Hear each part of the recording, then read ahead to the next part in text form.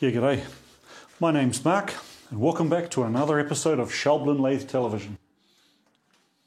I bought the cheapest Schalblin 125 CNC in Europe, and I got lucky because its bones are in pretty good condition. So I just need to give it a brain transplant.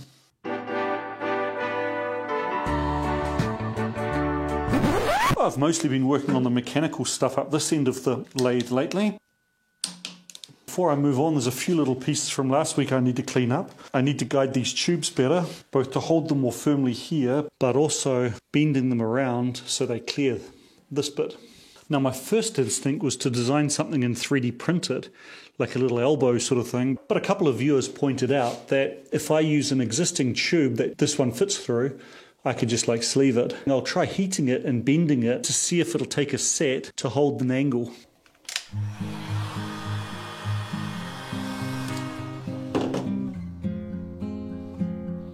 Public service announcement. If you're going to wear gloves to stop from burning your fingers, yeah, better gloves. It kind of worked. Just trim that bit off.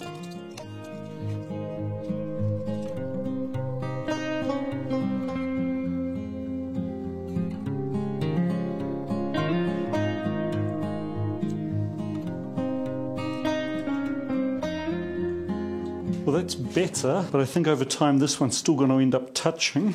Black one grips quite well, but the yellow one's still loose, so I'll just put a little bit of heat shrink on there. Okay, that looks good. Cool, mail time. Now, I get a lot of good advice on this channel, and I do really appreciate all the feedback I get. Now, as you know, I'm going to use this Lenser VFD to power the spindle, and I understand that VFDs cause kind of spiky voltage. That's a trademark, spiky voltage. I got a lot of advice of using different sorts of filters and differential filters and all this other stuff to try and smooth out that output. But unfortunately, I didn't really understand what I would be looking for. This post from Ralph really helped by actually explaining what I was looking for. I took his advice and bought... It's a 400 volt, 11 amp line reactor. So the output of the VFD will go through the line reactor and then off to the motor. Thanks very much, Ralph. Oh, what? More mail?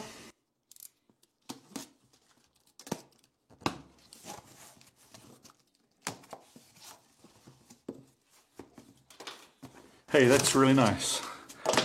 I got this really nice email from Matthias. Very generous. Thank you very much. Wine from the southern part of Austria, the Steiermark. You have a Merry Christmas. I just went up and put one of the whites in the fridge, and it's 2 thumbs up because one's from Mrs. Rotary. Thanks very much. Now that the motor's back in, while I was thinking about these engine mounts, you guys might be interested in how the engine mounts on an airliner look. Most airliners just have 2 mounts, a forward and an aft mount. Here we have a pretty typical aft mount. It bolts up to the strut with 4 bolts. The aft mount reacts both radial and torsional loads. The forward mount is also attached with 4 bolts and reacts radial and thrust loads. Because engine mount failures are considered uncool, it's not a monolithic part.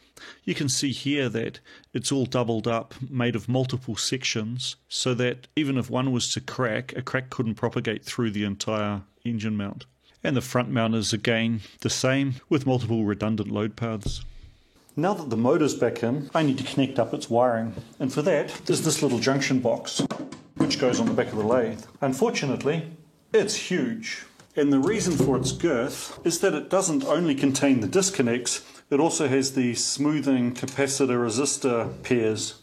There's a name for that. Maybe I should look it up. Well, I googled AC circuit capacitor resistor to ground, thinking it would tell me if this is like a buffer or a filter or tell me the name of it, and couldn't come up with what this is called. I'm sure someone's going to tell me what it's called. Anyway, this all comes out. Those get replaced with the line reactor. So all that's going to stay in this box is the terminal block, so I can chop it down.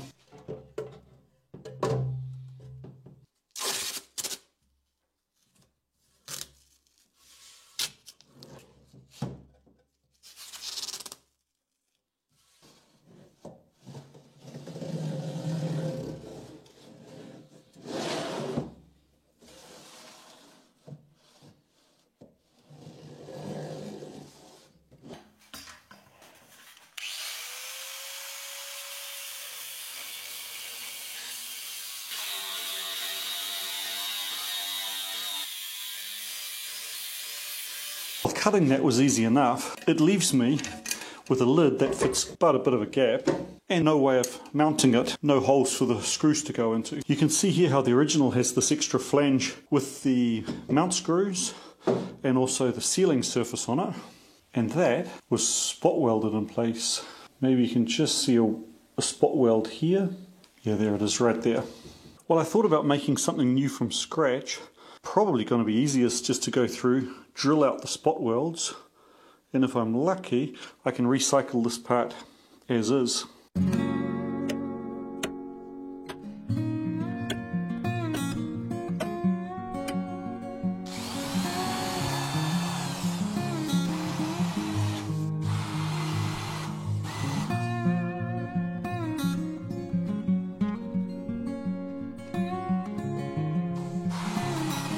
Just because I think I got all of the welds doesn't mean it agrees with me.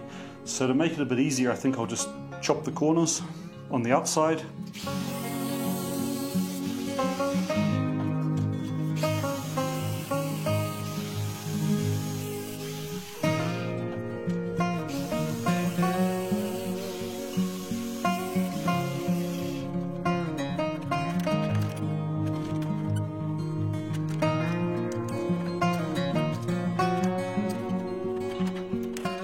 Came out reasonably well. Let's take off the paint,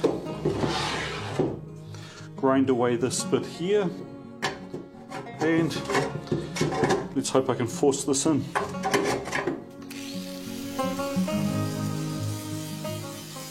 Right, now that I've cleaned it up, it's slotted in nicely. Before I weld it into place, it looks like I got a bit wonky on this cut, and since that's the top, I think I'll just clean that up.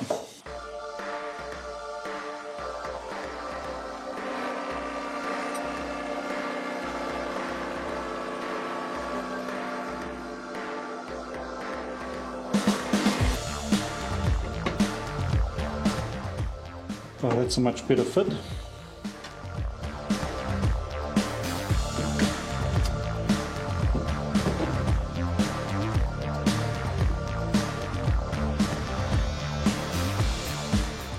Next up I can just do a few little welds just to hold it in place.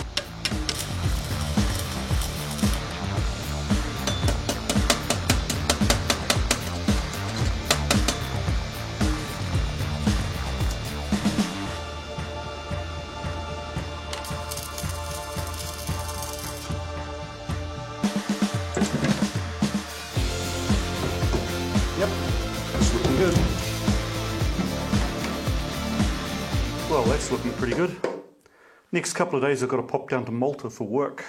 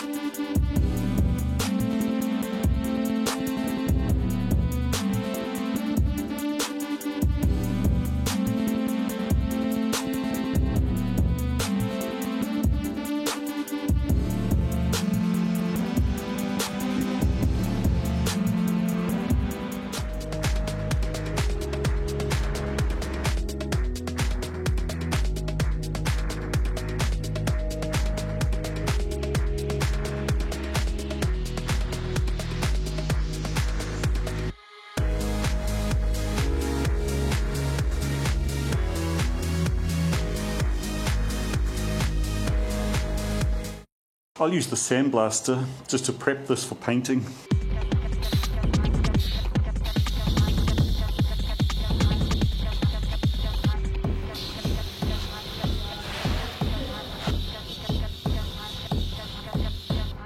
Oh wow, got a bad run with that undercoat. I'll have to leave this for a couple of days and then sand it back. The other thing I got done this week was to finish painting these electrical backplates. The big one, this goes on the door of the control cabinet, and this one goes at the back, which used to be pneumatics. So now I need to start thinking about the layout of all the components.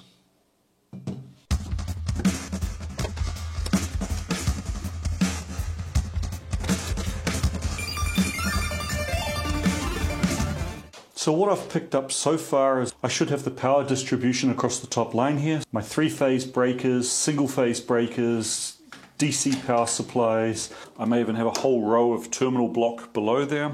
And then down here, I've got my safety relay, probably any other relays I need to mount. This is the interface for encoders and also for the other boards. So this panel gets spindle motor control, axis motor control with its Linux CNC interface card, and the pneumatic control and the other I/O.